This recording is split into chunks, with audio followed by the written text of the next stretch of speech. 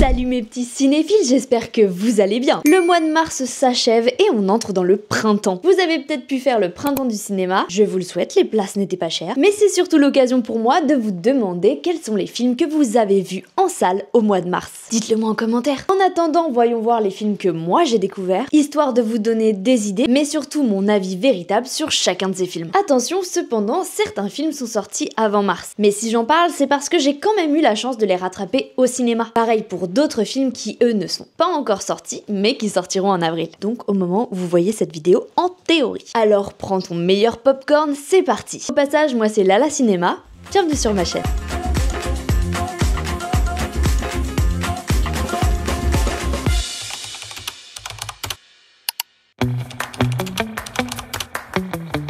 Le premier film que j'ai vu au cinéma en mars, c'est L'Histoire de Sulaiman. Grâce aux différentes nominations qu'il a reçues au César, il est repassé dans pas mal de salles. Mais du coup, oui, j'y suis allée clairement pour juger les différents prix. Selon moi, ils sont quasiment tous mérités. Mais, parce que oui, il y a un mais, j'ai quand même quelques réserves sur le prix de Nina Meurice, meilleur tapage de clavier de 2024 peut-être, non je déconne, meilleure actrice dans un second rôle. Dites-moi ce que vous en pensez, mais elle apparaît seulement 10 minutes dans la séquence finale, et dans cette séquence en question, c'est lui qui tient toute l'action, toute la tension. Du coup, je trouve pas ce prix super justifié, surtout en vue de qui elle avait en face. Mais ça ne reste que mon avis. Après, si vous avez aimé le film, je vous conseille pour compléter Moi Capitaine, qui est sorti en 2023 et qui raconte exactement le type de voyage qu'a dû faire Sulaiman.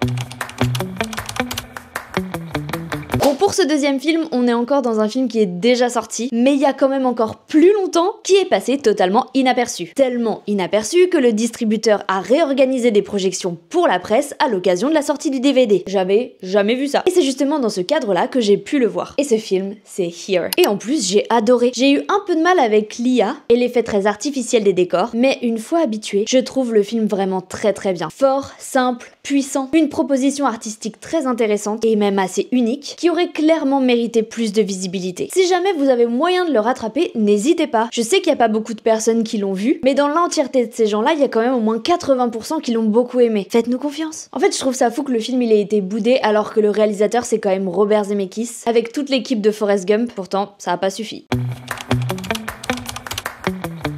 Pour ce troisième film, ça y est, on rentre dans les films qui sont sortis au mois de mars. Malheureusement, on entre aussi avec un film que je n'ai pas trop aimé. Vers un pays inconnu, il me hypait. Par son synopsis qui raconte l'histoire de deux cousins, réfugiés palestiniens à Athènes, qui multiplient les combines pour rassembler une importante somme d'argent qui leur permettrait d'acquérir de faux passeports et rejoindre l'Allemagne. Mais la réalité, c'est que je suis assez mitigée. J'ai trouvé le film trop long et pas forcément très impactant, surtout émotionnellement, alors que le sujet est fort. On les suit, on regarde comment ils s'en sortent, comment et pourquoi ils deviennent des petits escrocs, mais malheureusement j'ai été touchée par aucun des personnages.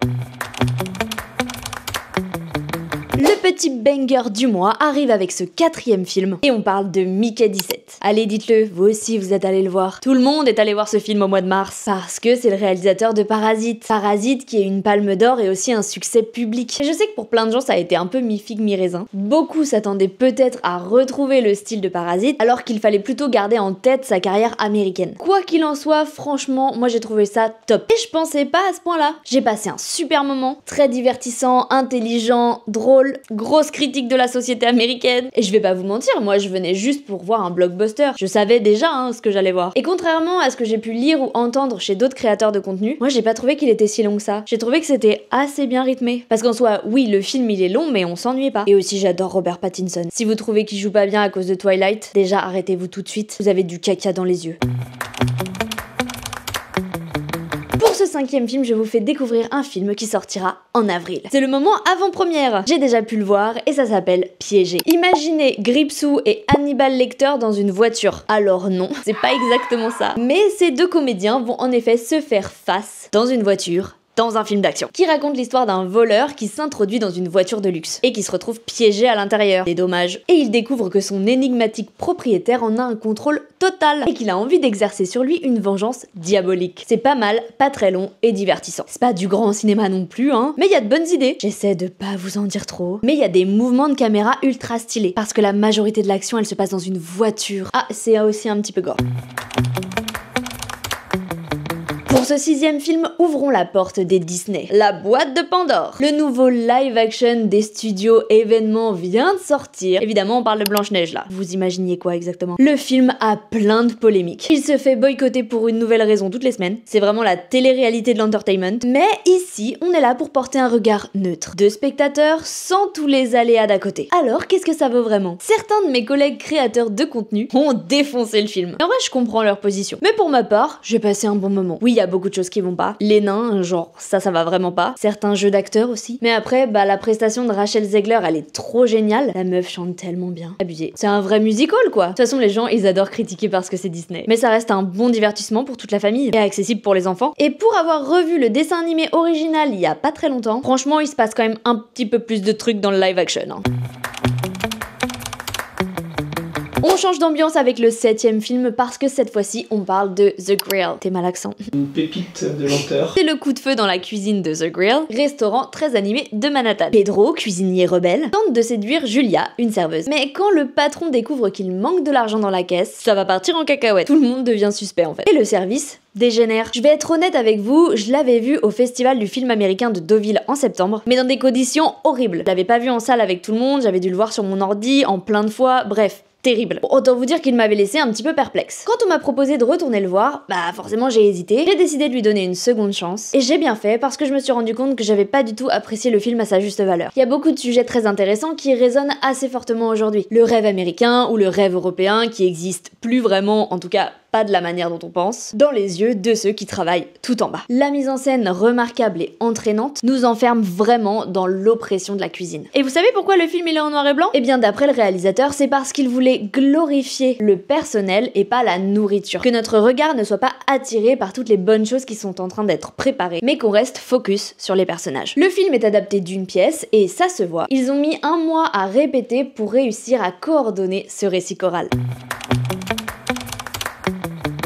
L'avant-dernier film, autrement appelé le 8e, c'est un film de genre polonais qui s'appelle Wet Monday. Je suis sûre que tu n'en as absolument pas entendu parler. Pourtant, il vient de sortir et il est assez intéressant. Wet Monday, c'est un drame fantastique rempli de folklore qui raconte l'histoire de Clara, 15 ans, qui doit faire face à un traumatisme qui s'exprime par une soudaine phobie de l'eau. Oui, de l'eau. Une histoire teintée de magie, de puissance, de sororité, au cœur des célébrations de Pâques en Pologne. C'est entre le récit d'apprentissage, le teen movie et le rape and revenge. Il aborde sous couvert de fantastique le traumatisme d'énormément de jeunes femmes, parfois même très jeunes. Un moyen d'en parler moins frontalement, mais toujours aussi intensément, d'un quand même gros problème de notre société. C'est très bien interprété, beaucoup de séquences assez fortes, dont certaines nous plongent aussi dans la vie des Polonais, pour votre culture G. C'est aussi une critique du laxisme que peuvent avoir les amis, les proches, la famille, lors d'un événement terrible, et à quel point les victimes, elles, peuvent rentrer dans la honte et dans le mutisme. Le seul truc dommage quand je suis allée voir ce film, et ça ne concerne pas le film, c'est que je me suis retrouvée à côté d'un journaliste qui faisait que s'endormir et ronfler. J'ai dû changer de place. Ça m'a vraiment beaucoup énervée parce que c'est compliqué d'apprécier un film dans son ensemble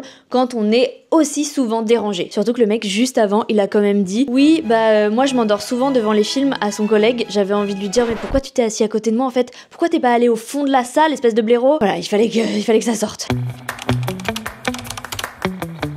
Et enfin, le 9e et dernier film qui est aussi le coup de cœur du mois, lire Lolita à Téhéran. Sincèrement, je pense que sans le cinéma, je ne connaîtrais pas l'histoire de l'Iran. Vous voyez des films comme Persépolis, Les graines du figuier sauvage, Tatami, qui parlent surtout de la représentation des femmes, c'est des films qui donnent des petites claques quand même. C'est exactement là-dedans que s'intègre lire Lolita à Téhéran. Je pense que ça s'entend dès le titre. Ça raconte l'histoire de Nazar Hafiz. Ça raconte l'histoire d'une professeure de l'université de Téhéran. C'est honteux. Qui réunit secrètement 7 de ses étudiantes pour lire des classiques de la littérature d'Occident. Évidemment interdites par le régime de leur pays. Et alors que ces fondamentalistes sont au pouvoir, les femmes se retrouvent, retirent leur voile et discutent de leurs espoirs et de leur place dans cette société, de plus en plus oppressive. Pour elles, lire Lolita à Téhéran, c'est célébrer le pouvoir libérateur de la littérature. C'est un film très important pour plusieurs raisons. Déjà pour la mise en lumière des femmes iraniennes, leur soif de liberté. Le film, il se passe entre les années 70 et les années 90 en gros, mais il résonne fort aujourd'hui, notamment avec le mouvement Femmes, Vie, Liberté. C'est aussi un film pour toutes les femmes qui vivent ou qui vivront peut-être bientôt sous un régime totalitaire. Ce film est aussi important parce qu'il met en avant l'importance de la culture pour combattre le totalitarisme. N'oubliez jamais que dans les régimes oppressifs, c'est toujours la culture qui est supprimée en premier, parce que ça vous fait réfléchir. Et ça, c'est absolument ce qu'ils ne veulent pas. Je vous laisse méditer sur ça. Les comédiennes aussi, elles offrent une merveilleuse prestation, pleine de vérité et d'histoires personnelles. Bref, c'est une vraie ode à la liberté. Cependant, attention, le film est quand même assez dur. À côté de moi, ça faisait que chialer. Et voilà pour ce récap du mois, c'est terminé. J'espère qu'il vous a plu. Si t'as trouvé ça cool, n'hésite pas à lâcher un petit commentaire et un petit like. Tu peux aussi t'abonner et me suivre sur mes autres réseaux sociaux, TikTok et Instagram, parce que je vous propose quotidiennement des revues de films qui sortent au cinéma. Comme ça, bah t'as pas trop besoin de réfléchir. Allez, bye bye mes petits cinéphiles.